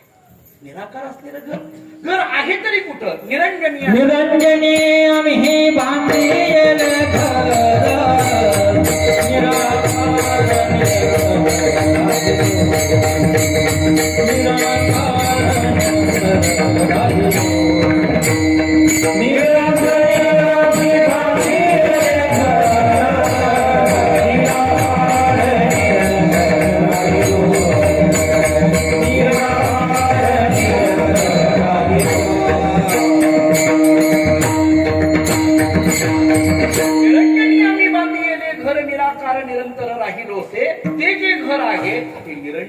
निरंजनी या शब्दाचा अर्थ आहे ब्रह्मस्वरूपता. निरंजनी या शब्दाचा अर्थ आहे निर्गुण स्वरूपता. निरंजनी या शब्दाचा अर्थ आहे निराकार निरवय असलेला तो परमात्मा. ते परमात्मा हेच जीवाचं मूळ घर आहे. आपल्या ऐकण्यातला गीतेतला श्लोक आहे, विस्तार करायची गरज नाही. ममैव अंशो जीव. हा श्लोक जरा घरी जाऊन बघितला तर आपल्या लक्षात येईल, परमात्म्याचा अंश असलेला हा जीव, त्या जीवाचं मूळ घर जर काय असेल तर ते शिव स्वरूपात आहे. जीवाचं मूळ घर जर काय असेल तर ती परमात्मा स्वरूपात आहे. की ज्या घराचा विचार करताना थोडक्यात निर्गुण असलेलं ब्रह्म, की जिथं वेदांताच्या भाषेत बोलायचं झालं तर भेद नाही, परिच्छेद नाही आणि अभाव नाही, अशा पद्धतीचं ते घर. जरा आणखीन कळेल असा शब्द घेऊ, जे व्यापक आहे ना ते जीवाचं मूळ घर आहे. व्यापक आहे ते जीवाचं मूळ घर. मला कधी कधी प्रश्न पडतो, आपण सगळे कीर्तनकार मंडळी आहोत, अनेकदा कीर्तन ऐकतो, अनेकदा असं सांगितलं जातं, तुका म्हणे कैची की कोठे जीव निराळा.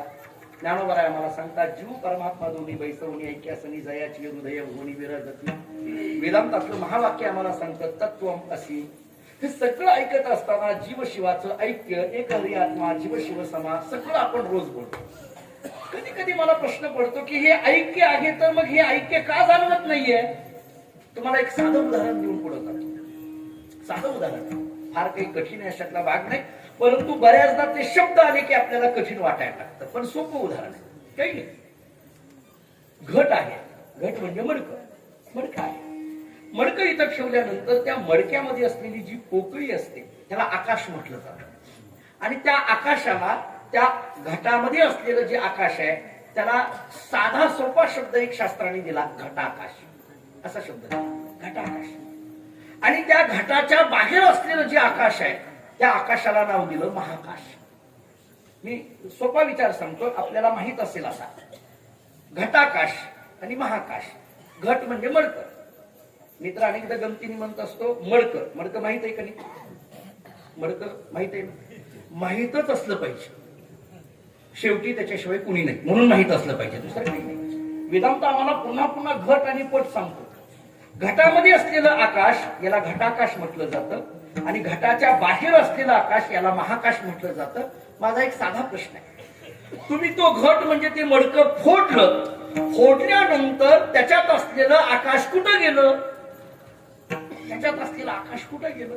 तुम्ही जर असं म्हणाल की त्याच्यात असलेलं आकाश बाहेर असलेल्या आकाशात मिसळलं तर हे कुठेतरी चूक होत आहे. बाहेर असलेल्या आकाशात मिसळलं असं म्हणता येणार नाही का? मिसळण्याकरता काही ते दोन वेगळं होतं का? मुळात आकाशामध्ये बदल नाही, आकाशामध्ये फरक नाही. अडचण कुठं झाली? ते जे मडकं नावाची उपाधी तयार झाली ना त्याची आहे.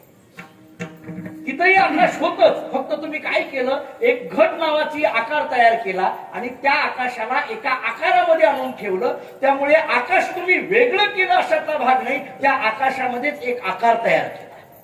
आणि आता काय केलं, फक्त त्याचा जो आकार असलेला जो काही मडका आहे मातीचं तेवढं फोडलं, म्हणजे काय झालं, आत असलेलं आणि बाहेर असलेलं ते आकाश काय आहे, एकच आहे याची जाणीव झाली. तसं जीव आणि शिव या दोघांमध्ये जी अडचण आहे ती एकच आहे, ती म्हणजे अज्ञानाची, ती म्हणजे अज्ञानाच्या त्या आवरणाची. आणि ते एवढं एक आवरण निघालं की मग ते दोन्हीही एकच आहे, त्याच्यात वेगळेपणा काही जाणवत. मी अनेकदा एक दृष्टांत देत आलेलो आहे, खूप सोपा उदाहरण आहे, सांगून पुढे जातो. काही नाही, एक शिष्य गुरुजींकडे शिकत होता, 12 वर्ष अभ्यास केला. अभ्यास केल्यानंतर एके दिवशी त्यांनी गुरुजींना विचारलं, गुरुजी 12 वर्ष तुमच्या आश्रमामध्ये शिकतो, तुम्ही नेहमी मला सांगता ते तू आहे, ते तू आहे, मला काही त्याची जाणीव झाली नाही, तसलं काही माझ्या लक्षात आलं नाही, ऐकत आलो पण मला ते कळालं नाही. बऱ्याचदा लोक ऐकत येतात पण कळत नाही, बऱ्याचदा ऐकलं जातं पण कळत नाही. बऱ्याचदा आमचे भाऊ सांगायचे, ग्रंथ सोडविणं वेगळं आणि ग्रंथ कळणं वेगळं, ग्रंथ सोडविणं वेगळं आणि ग्रंथ कळणं वेगळं. आम्हाला ते असं सांगायचे, ग्रंथ असा कळाला पाहिजे की अर्ध्या रात्री जरी एखाद्याने एखाद्या पानावरचा प्रश्न विचारला तरी ते उत्तर देता आलं पाहिजे, त्याला ग्रंथ कळणं असं म्हणतात. सरळ सरळ पंक्ती सोडवणं याला ग्रंथ सोडवणं म्हणत नाही महाराज. तेव्हा तो म्हटलं, मी 12 वर्ष झालं शिकतोय पण मला काही हे कळालं नाही, ते तू आहे, ब्रह्म आहे, अमुक आहे, तमुक आहे, मला कळालं नाही. गुरुजींनी सांगितलं, तू जरा अवघड प्रश्न विचारला, मी तुला उत्तर नंतर देतो, जा तेवढी ती लोखंडाची डबी घेऊन ये. तो म्हटलं ठीक आहे, गेला, ती लोखंडाची डबी आणली, आणून दिली. शिष्याचं काम असतं, गुरुनी जेवढं सांगितलं तेवढं करायचं. शिष्याने तेवढी डबी आणून दिली, संपलं काम. पण तो शिष्य इतक्या गमतीचा होता, तो म्हटला, गुरुजी याच्यात काय आहे, हे पुढलं प्रश्न विचारणारे फार गमतीचे शिष्य, नको त्या चौकशा करत, नको त्या चौकशा. अहो मला सांगा, आता माझं कीर्तन झालं, तुम्ही ऐकणार, मी सांगणार, तुम्ही श्रोते, मी वक्ता, तुमचं काम काय आहे, कीर्तन झाल्यानंतर मला जर विचारायचं असेल तर काय विचारलं पाहिजे, या अभंगातला एखादा सिद्धांत, एखादी ज्ञानेश्वरीतली ओवी, हे विचारलं पाहिजे. लोक ती विचारत नाही. कीर्तन झाल्यानंतर आम्हाला विचारत, महाराज तुमचं लग्न झाले का, काय घेणं देणं तुम्हाला, किती मुलं, काय प्रपंचाच बोलायचं होतं तर मला पंढरपूरहून कशाला बोलवलं, प्रपंच काय गावात कमी आहे का, मंडपामध्ये इथं प्रपंचाच्या गोष्टी बोलून जमत नाही महाराज. सप्ताह त्याला म्हणतात जिथं पारमार्थिक चिंतन चालतं, सप्ताह त्याला म्हणतात की जिथं पारमार्थिक अनुभूती येते. जरा आमच्या वडिलांच्या भाषेत बोलू, आमचे वडील असं सांगत असतात, परमार्थ केल्याची खून एकतरी जावा अवगुण. आता उलट झालंय, मी आपल्या गावाचं बोलत नाही, सप्ताह केल्याची खून एखादा जास्त यावा अवगुण असं व्हायला लागले. आता पहिलं बरं होतं, माळ घातल्यानंतर बिघडलं असं म्हणतात लोक. ही किती दुर्दैव बदल होत कसा चाललाय. वाहती गंगा कुणीकडनं कुणीकडे वाहते, कधीतरी विचार केला पाहिजे. गुरुजींनी त्यांनी विचारलं, गुरुजी याच्यात काय आहे, गुरुजींनी सांगितलं याच्यात परीस आहे. म्हटलं, अहो महाराज का खोटं बोलायला लागला, डबी लोखंडाची आणि त्याच्यात परीस आहे म्हणून सांगतात. गुरुजींनी सांगितलं, मी म्हणतो तेच खरं आहे. अहो पण डबी लोखंडाची त्याच्यात परीस कसा असेल, ते म्हटले उघडून बघ. ती डबी उघडली, त्याच्यात एक कागदाची पुडी होती, पुडी उकरली, एक खेळा त्या परिसाला लावला, सोनं झालं. त्यांनी विचारलं, मग हा परीस ज्या लोखंडाच्या डबीत आहे त्याचं सोनं का झालं नाही, त्याला एकच कारण, कागदाची पुडी. माझा हे दृष्टांत का वाढवायला लागलो मी एवढा, कागद हा आडवा आहे, तिथंच असलेल्या परिसाने, तिथंच असलेल्या लोखंडाला सोनं करण्याकरता कागद हा त्याच्यामध्ये आडवा आहे. तसं इथंच असलेला जीव, तिथंच असलेल्या शिवस्वरूपापर्यंत जाण्याकरिता अज्ञानाचं आवरण हे आडवं आहे. तेवढं जर बाजूला निघालं तर व्यापक असलेला परमात्मा तेच ब्रह्म आहे आणि तेच जीवाचं मूळ घर आहे याची जाणीव होते. तुकाराम महाराज सांगतात, निरंजनी आम्ही बांधलेले घर, असं जे घर निर्गुण स्वरूपाचं आहे त्या घराला मला जायचं आहे. आणि एके दिवशी तुकाराम महाराजांच्या चेहऱ्यावरचा आनंद पाहिला, प्रसन्नता पाहिली, समाधान पाहिलं, एक जणू काही मोठं बळ मिळालंय असं महाराजांना वाटायला लागलं. आणि एकाने विचारलं, महाराज काय झालं, इतकं तुमच्या चेहऱ्यावर आनंद दिसून येतोय, इतकं चेहऱ्यावर प्रसन्नता दिसून येते. महाराज म्हणायला लागले, इतके दिवस मी ज्या घरी जायचा विचार करत होतो त्या घरी जाण्याचा मार्ग मला सापडला, त्या घरी जाण्याची निश्चितता माझ्या लक्षात आली. त्यांनी विचारलं, कसं काय, कोण भेटलं, कोण तुम्हाला त्या घरी घेऊन जाण्याकरिता. अभंगाचं पहिलं चरण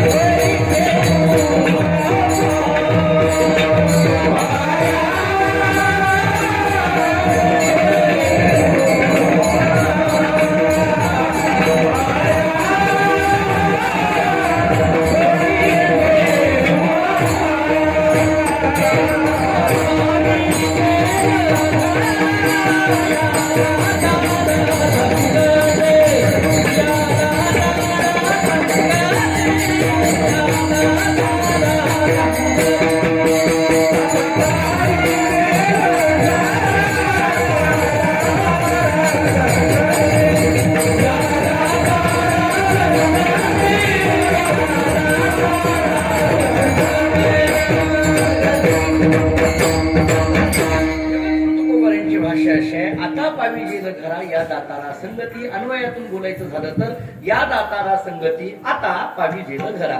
महाराज सांगतात या दाताऱ्याची संगती लावल्यामुळे आता मी माझ्या घराला नक्की पोहोचेल. प्रत्येक शब्दांचा विस्तार आपल्याला जरी करणे इतकी वेळ नसली तरी त्याचे अर्थ करून पुढे जातो. अभंगाच्या पहिल्या चरणातला पहिला शब्द आहे आता. महाराज सांगतात मी आता माझ्या घराला नक्की पोहोचेल. हा आता शब्द का वापरला याची अनेक कारण आपल्याला शास्त्रांनी सांगितलेली दिसून येतात. मी दोन गोष्टी सांगतो, ऐका. काय आहे, नंतर एखादी गोष्ट सांगून झाली आणि दुसरी गोष्ट सांगायची असेल तर आता शब्दाची योजना केली जाते. तुमच्या ऐकण्यातलं प्रमाण देतो. पसायदानाची सुरुवात आता विश्वात नके देवे इथून झाली, परंतु याच्या अगोदरची ओवी महत्वाची आहे. किंबहुना तुमचे केले धर्मकीर्तन हे सिद्धी येत माझे जीव उरले पायिक पण आता विश्वात्मके देवे. म्हणजे अगोदरची ओवी कळाल्याशिवाय विश्वात्मके देवे हे पुढलं काय आहे हे लक्षात येणार नाही. म्हणजे पुढलं सगळं पसायदान करून घ्यायचं असेल तर अगोदरची ओवी कळणं गरजेचं आहे. थोडक्यात सोप्या भाषेत बोलायचं झालं तर हे सगळं केलेलं मी तुमचं जे धर्म कीर्तन केलेलं आहे हे तुम्हाला मी समर्पण करतोय. मी माझ्या ठिकाणी पायिकपणा आहे, आता माझ्या ठिकाणी मागायचं मला एवढंच आहे. आणि मला असं म्हणून जे खळांची व्यंकटी सांडो हे सगळं पुढं सुरू झालं. म्हणजे एखादी गोष्ट सांगून झाली आणि नंतर गोष्ट सांगायची असेल तर आता शब्दाची योजना केली जाते. आता याच अभंगामध्ये जर आपल्याला बसवायचं झालं तर या दातारा संगती आता पावी जेल घरा. म्हणजे या दाताऱ्याची संगती लाभल्यामुळे आता मी माझ्या घराला नक्की पोहोच होईल. मी माझ्या घराला आता नक्की पोहोच होईल. कशामुळे? या दातारा संगती. थोडक्यात आता शब्दाकरिता या अभंगातल्या आता शब्दाकरिता या दातारा संगती ह्या अगोदर कळावं लागेल. म्हणजे मग आता पावी जेल घरा याचा लक्षात येईल. जाऊ द्या, आणखीन एका वेगळ्या पद्धतीने हे पटवून देतो. आता हा शब्द इथं का वापरला? आणखीन एक अर्थ असा सांगितला जातो, अंतःकरणामध्ये 3 दोष आहेत, मन, विक्षेप आणि आवरण. आता ते मन कशाला म्हणायचं, विक्षेप कशाला म्हणायचं, आवरण कशाला म्हणायचं याचा विस्तार घेत नाही. पण एक साधा विचार आपल्याला सांगितला जातो. मन आणि विक्षेप हे 2 दोष निवृत्त झाले तरी आवरण दोष निवृत्त होत नाही तोपर्यंत परमात्मा स्वरूपाचा साक्षात्कार होत नाही. ऐका माझं बोलणं. त्यामुळे मन आणि विक्षेप हे 2 दोष निवृत्त झालेले आहेत. आता आवरण नावाचा दोष निवृत्त व्हायचा राहिलेला आहे. आणि ज्या क्षणाला आवरण नावाचा दोष निवृत्त झाला त्याच क्षणाला परमात्म तत्वाची प्राप्ती आहे. या दृष्टीने सुद्धा आता शब्द वापरला जातो. ऐका, मन आणि विक्षेप निघून जाणं आणि आवरण फक्त राहिलं आणि ज्या क्षणाला आवरण दोष निघून जातो त्या क्षणाला परमात्म्याची दर्शन होतं. याला हे करण्याकरिता आता शब्दाचा विचार केला जातो. मी आणखी उदाहरण देऊन आपल्याला पटवून देतो. आता या शब्दाचा अर्थ आहे ज्या क्षणामध्ये आवरण दोषाची निवृत्ती आहे त्या क्षणामध्ये. आणखीन सांगतो, आता या शब्दाचा अर्थ आहे ज्या क्षणामध्ये अज्ञान निवृत्ती आहे त्या क्षणामध्ये. जाऊ द्या, आणखीन सोपं बोलतो. आता या शब्दाचा अर्थ आहे ज्या क्षणामध्ये ज्ञान प्राप्ती आहे त्या क्षणामध्ये. ज्या क्षणामध्ये ज्ञान प्राप्ती त्या क्षणामध्ये परमात्मा दर्शन. ज्या क्षणामध्ये ज्ञान प्राप्ती, जरा आणखीन स्पष्ट सांगू, ज्ञान प्राप्ती होण्याचा क्षण आणि परमात्मा साक्षात्काराचा क्षण वेगळा नाही. ऐका सूक्ष्म, ज्ञान प्राप्त होण्याचा क्षण आणि परमात्मा प्राप्तीचा क्षण वेगळा नाही. मी उदाहरण सोपं देतो. चुलीवर तापलेला तवा आहे. त्या तापलेल्या तव्यावर तुम्ही बोट ठेवलं, तापलेल्या तव्यावर तुम्ही बोट ठेवलं आणि तासाभरानंतर पोळलं, शक्य आहे का? उदाहरण मी म्हणून आपल्या घरातलं दिलं. तासाभरानंतर पोळलं, शक्य आहे का? नाही. तुम्ही ज्या क्षणाला बोट ठेवता त्या क्षणाला चटका बसतो. म्हणजे तुम्ही बोट ठेवलेला क्षण आणि चटका बसण्याचा क्षण एकच आहे. कसं ज्ञान होण्याचा क्षण आणि परमात्मा दर्शनाचा क्षण एकच आहे. विठ्ठल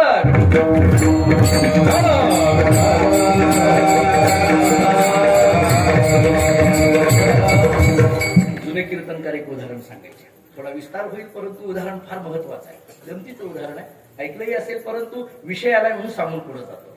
काही नाही म्हणे, एक मनुष्य पूजा करत होता. घरामध्ये पूजेचं काम त्याच्याकडे होतं. पूजा करायचा, मनोभावाने पूजा करायचा. राममूर्तीची तो पूजा करायचा. घरामध्ये रामदेवता होती, राममूर्तीची तो पूजा करायचा. रोज रामाची पूजा चालली आहे. रोज स्नान घालणं आहे, त्याला दह्या दुधाचा अभिषेक करणं आहे, वस्त्र निसवणं आहे, प्रसाद दाखवणं आहे, काय जे असेल ते. एक नाही, 2 दिवस नाही, अहो अनेक वर्ष झाली. एके दिवशी त्यांनी विचार केला, एवढी वर्ष झालं मी रामाची पूजा करतोय, राम माझ्या स्वप्नातही येईना. काय सांगावं, एकदा जर रामाने असं ठरवलं असेल, एक पत्नी एक वचनी एक वाणी, तसा एक भक्त असं जर ठरवलं असेल तर आपला क्रमांक कधी लागायचा? आणि मग एके दिवशी त्यांनी सहजच विचार करता करता विचार केला, राम जर आपल्याला भेटत नाही, एवढी वर्ष पूजा करू नये, काय करावं? त्याच्या मनामध्ये सहजच एक विचार येऊन गेला, एक काम करू म्हटले, देवच बदलू. लोक महाराज बदलतात का? कशातला भाग? महाराज बदलून टाकतात ना. काय गमती आहे महाराज.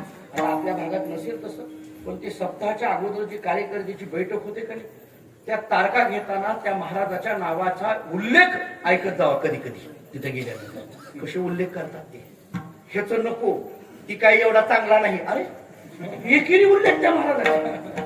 इतके सगळे ते कुणी एकाने उगीच त्या कार्यकर्त्याला एक नाव सुचवलं, या महाराजाची एक तारीख घ्या.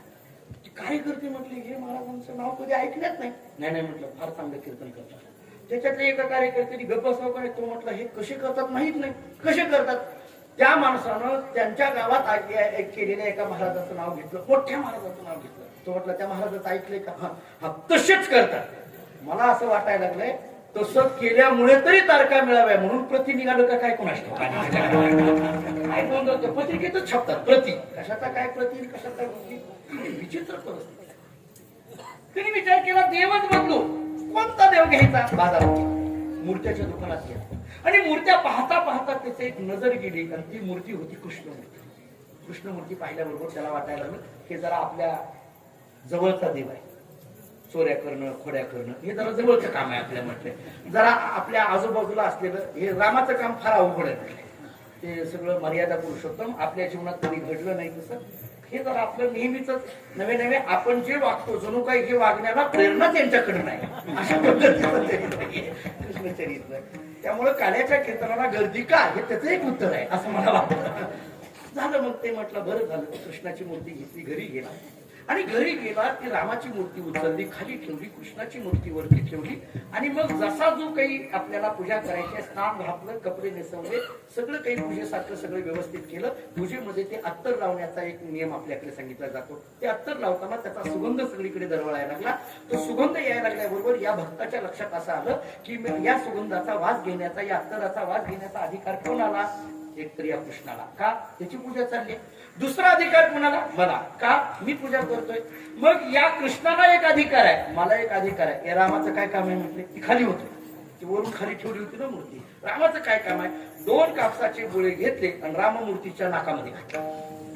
राममूर्तीच्या नाकामध्ये घातल्या बरोबर प्रभू रामचंद्रांचं दर्शन झालं. प्रभू रामचंद्र प्रगट झाले. याला आश्चर्य वाटायला. तो म्हणायला लागला, रामा मी एवढी वर्ष झालं पूजा केली, स्वप्नात तुम्ही माझ्या आला नाही, आता मी तुमचा तिरस्कार करतोय, आता तुम्ही दर्शन दिलं, असं का?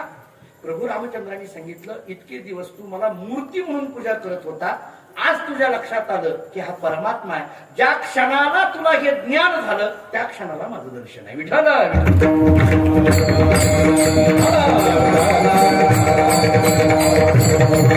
या दृष्टीने बघा. आता महाराज महाराज सांगतात ज्या क्षणात ज्ञान त्या क्षणात परमात्मा दर्शन, या दृष्टीने या दातारा संगती.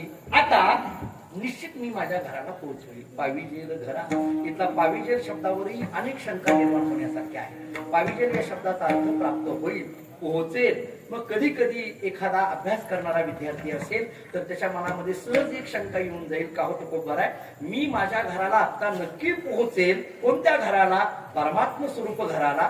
ते परमात्म स्वरूप घर हे जर व्यापक असेल आणि मग व्यापक घराला तुम्ही जर पोच होईल असं म्हणत असाल तर त्या व्यापक असलेल्या घरापासून तुम्ही वेगळे आहात असं म्हणावं लागेल. आता शंका धर्माची कशी नाही, त्या व्यापक असलेल्या घरापासून तुम्ही वेगळे आहात असं म्हणावं लागेल. आणि तुम्ही जर त्या घरापासून वेगळे आहात असं म्हणत असाल तर ते घर तुमच्यापासून वेगळे असं म्हणावं लागेल. आणि घर तुमच्यापासून वेगळं आहे असं म्हटलं की त्या घराला व्यापक म्हणता येत नाही. विठ्ठल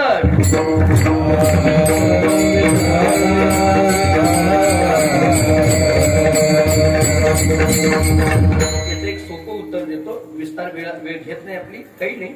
ते घर आतच आहे, ते घर इथंच आहे. नव्हे नव्हे त्या घरातच मी जरी असलो तरी आतापर्यंत त्या घरापर्यंत मी पोहोचलो नाही. घरात असणं वेगळं आणि त्या घरापर्यंत पोहोचणं वेगळं. नाही कळालं, मी दुसरं एक प्रमाण देतो तुमच्या ऐकण्यात, सगळ्यांच्या ऐकण्याचं काम आहे. आपुला तो एक देव करून घ्यावा, तेने विन जीवा सुकून घे. वैठूपाशी मामासाहेब दांडेकरांनी एके ठिकाणी असं लिहिलंय की देव आपला करून घ्यावा असं म्हणत असाल तर देव आपला झाला नव्हता का? मग पुन्हा आपला करून घेण्याची काय गरज आहे? देव जर आपला नसेल तर तो देव परिच्छिन्न झाला. मग व्यापक असेल तर तो आपला असलाच पाहिजे. मग पुन्हा आपला करायची काय गरज आहे? मामासाहेबांनी एके ठिकाणी असा शब्द दिलाय, आपुला तो एक देव करून घ्यावा. याचं उत्तर देत असताना देव आपल्यात आहे नाही असं नाही, पण आणखीन आपला असा झाला नाही. आपल्यात असणं वेगळं, आपला असा होणं वेगळं. उदाहरण याला असं आहे, मंदिराच्या बाहेर काही भिक्षा मागणारे बसलेले असतात, भिकारी आपण त्यांना म्हणतो. आणि मग एक जीर्ण झालेला वयोवृद्ध म्हातारा आयुष्यभर तिथं भीक मागितलेली, पैसे मागत होता. आणि एके दिवशी जीर्ण झालेलं शरीर, एके दिवशी तो मेला. येणाऱ्या जाणाऱ्या भक्तांनी विचार केला, याचा अंत्यविधी करायचा, कुठं करायचा? याला कोणीच नाही. मग आपल्याला अंत्यसंस्कार करताना अग्निदहन करता येणार नाही, मग याचं दफन करावं लागेल, कारण कोणीच नाही याला म्हटले. मग कुठं करायचं? इकडं तिकडं कुठं करण्यापेक्षा आयुष्य मंदिराच्या बाहेर घालवलं, इथंच करूया. आयुष्यभर भीक मागणारा त्याला थोडं बाजूला काढलं आणि तिथंच खड्डा खांदला. खड्डा खांदला, ते खड्डा खांदत असताना त्याच्यामध्ये 2 सोन्याचे हंडे सापडले.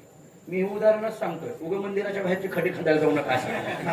उदाहरणार्थ हे असं आहे, सोन्याचे हंडे सापडले. उदाहरण माझं संपलं. ज्याची भीक मागत होता ते पैसे कुठं होते? खालीच. त्याच्यावर बसूनच त्यानं आयुष्यभर भीक मागितली, पण आयुष्याच्या शेवटच्या क्षणापर्यंत ते पैसे त्याला मिळाले नाहीत.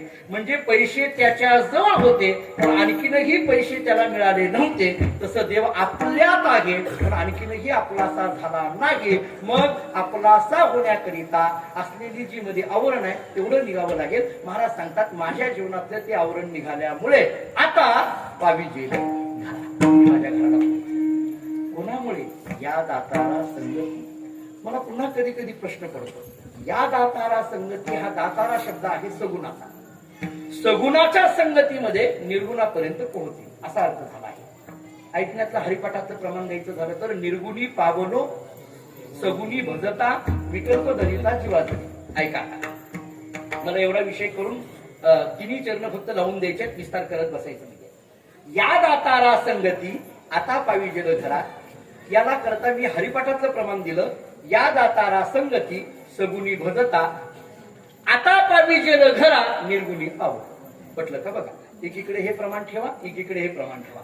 या दातारा संगती याच्याकरता सगुणी भजता, आता पाविजेल घरा याच्याकरता निर्गुणी पाव. दुसरं प्रमाण देतो मी आपल्या ऐकण्यात, मुखी नाम हाती मोक्ष ऐशी साक्ष बहुतांची. या दातारा संगती मुखी नाम, आता पाविजेल घरा हाती मोक्ष असं प्रमाण ठेवा. जाऊ द्या, याच्याही पेक्षा रामायणातली एक ओवी देते, सगळ्यांना माहित असलेली ओवी. भावार्थ रामायणामध्ये राम लक्ष्मण सीता वनवासाला जात असताना तिघही त्या रथामध्ये बसले. विस्तार भावार्थ रामायणाने पुष्कळ मोठा दिला. आणि तिघही रथामध्ये बसून जात असताना थोडं दूर गेल्यानंतर रामाच्या लक्षात आलं, मी निघालोय, हे अयोध्यावासी माझ्या मागे निघालेले, यांना का त्रास? रथातून खाली उतरले. सगळ्या अयोध्यावासियांना हात जोडले. माझ्या संगतीमध्ये येण्याने तुम्हाला काय मिळणार आहे, कशाकरिता तुम्ही त्रास घ्यायला लागला.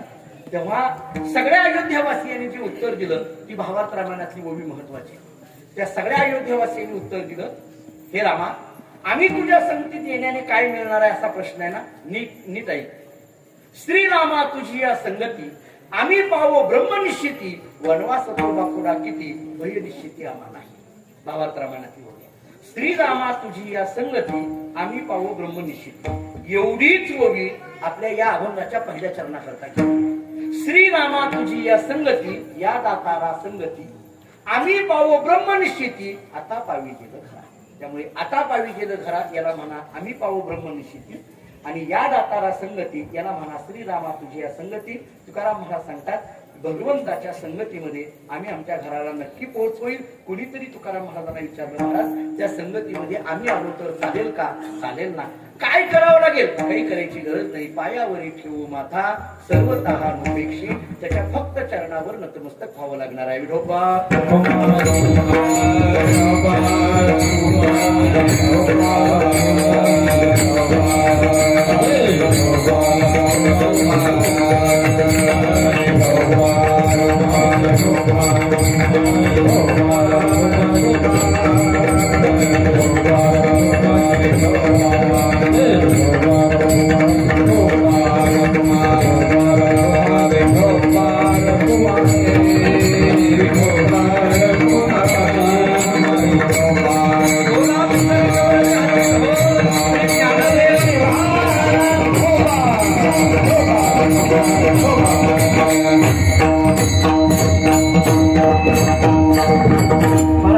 या दातारा संगती आता पावी गेलं घरा, आम्ही नक्की त्या घराला पोहोचवईल. याच्या संगतीमध्ये असल्यानंतर काय करावं लागेल? काही करायची गरज नाही. पायावरी ठेवू माथा सर्वतः नुपेक्षी, फक्त त्याच्या चरणावर नतमस्तक व्हावं लागणार आहे. भागवतामध्ये एक शब्द असा आलेला आहे, भगवंताची दृष्टी ही उन्मिलन दृष्टी आहे असं म्हटलं आहे.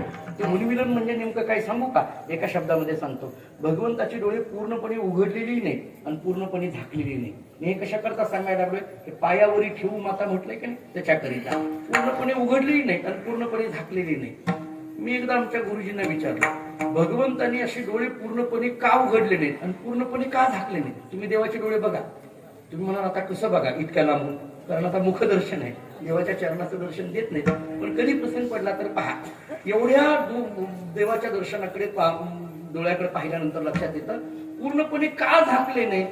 देवाचं म्हणणं असं आहे, माझ्या चरणावर जे नतमस्तक होतात, जर मी पूर्णपणे डोळे झाकले तर माझ्या पायाला पडलेली जी मंडळी ती दिसणार नाहीत, म्हणून देवाने पूर्णपणे डोळे झाकले नाही. मग पूर्णपणे का उघडले नाहीत? नको ती दिसते म्हणून उघडले नाही, दुसरं काहीच नाही. त्यामुळे देवाने दृष्टीच अशी ठेवली, जो मज होय अनन्य शरण, त्याची निवारी मी जन्म मरण, त्याच्या चरणावर जो नतमस्तक होतो पायावरी ठेवू माथा. महाराज सांगतात, सर्वतः उपेक्षी, तो कोणाची उपेक्षा करत नाही. कोणी येऊ द्या, त्याच्या चरणावर नतमस्तक होण्याकरिता कोणाची उपेक्षा करत नाही. महाराजांचं एकच प्रमाण घेऊन पुढे जातो, मूळ पापी जैसे तैसे उतरी कासे लावली. एवढं प्रमाण वाचलं तरी आपल्या लक्षात येईल, कोणी त्याच्या जवळ आलं तरी भगवान परमात्मा त्याचा उद्धार करतात. हा भगवंताचा स्वभाव आहे. त्याच्याकरिता एकच करावं लागेल, पायावरी ठेवू माथा. दुसरीकडे चालत नाही का? दुसऱ्याच्या चरणावर नतमस्तक झालं तर चालत नाही का? याच्या पाया पडू आपण, त्याच्या पाया पडू, इकडं जाऊ तिकडं जाऊ. महाराजांनी विचारलं, अरे बाबा तू कुणीकडे जाशील? जिकडं जाशील तिकडं, त्याच्याशिवाय दुसरी कोणाची सत्ता नाही. येथोनिया तेथवरी, आता नाही सत्ता अनेकांची. हे येथोनिया आणि तेथवरी हा शब्द तुम्ही आपापल्या पद्धतीने जरी लावला तरी चालेल, पण तत्वज्ञानातून उत्तर द्यायचं झालं तर चित्तशुद्धीपासून अपरोक्ष ज्ञानापर्यंत याच्याशिवाय कोणाची सत्ता नाही. विठ्ठल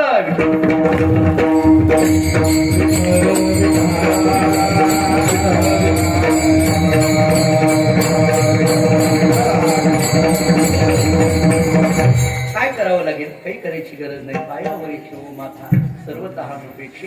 2-3 गोष्टी झाल्या. काय काय गोष्टी झाल्या? आपल्याला घरी पोहोचायचं असेल तर काय करा? पायावरी ठेवू माथा. याच्याशिवाय दुसरी कोणाची सत्ता नाही, म्हणून काय करा? पायावरी ठेवू माता. दुसरा कोण बलवान शोधायला निघाला?